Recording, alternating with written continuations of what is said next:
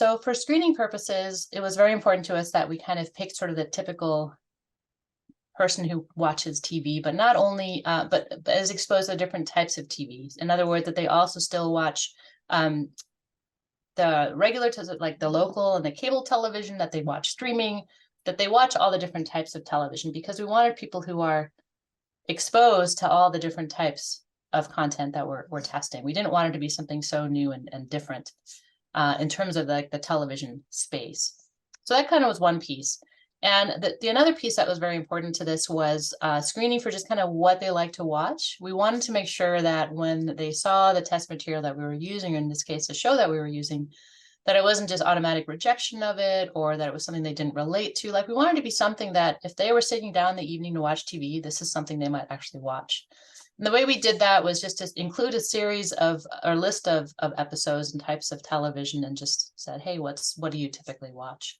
So we wanted to make sure that it kind of was something that they're comfortable with, that they would normally engage with. And then, of course, we also have to screen for people that are willing to let us come into their home and set up the glasses and eye tracking for them. So you're comfortable with that. And it really was a great experience. And we've done actually a lot of studies like this, where we go into people's homes and then they put the glasses on and they're either getting eye track while they're cooking, or going out and doing any kind of chores, or even feeding their pets. We've done studies like that. So that was kind of the screening process. And then the actual setup, it was very important also in creating, sort of getting that test material ready, is there were three platforms that we were testing. And one thing we want to make sure of is that we controlled for order effect. So we didn't want to show the same advertising experience, show it in the same order every time, because we do know from past research and just past experience that engagement with the television is going to change over time. Like in the beginning, maybe they're more interested, and then after a while they get bored or stop watching, and you'll see kind of the attention drop off. Or maybe in the beginning they're not as interested, they're still preoccupied with work or something else, and as they're watching they get more engaged. So we've definitely seen that just time is always a factor when it comes to attention, especially viewing television.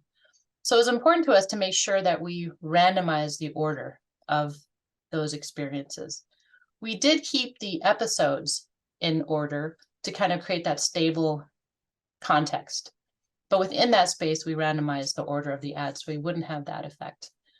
And then the other part of it too was just really encouraging the participants to just watch TV however they normally do. They were encouraged to have their phones with them, or tablets, or anything else they normally have with them, books, magazines, whatever might normally distract them. They were also told if they want to take a break, they could take a break. So we really wanted that to be as natural as we could. And especially the phone was kind of the most important piece, right? Because that's really another research we've done. It's the phone these days that's the distractor. It's the phone that people pick up. As soon as an ad comes up, they'll pick up their phone and take a look and update themselves on what's going on there.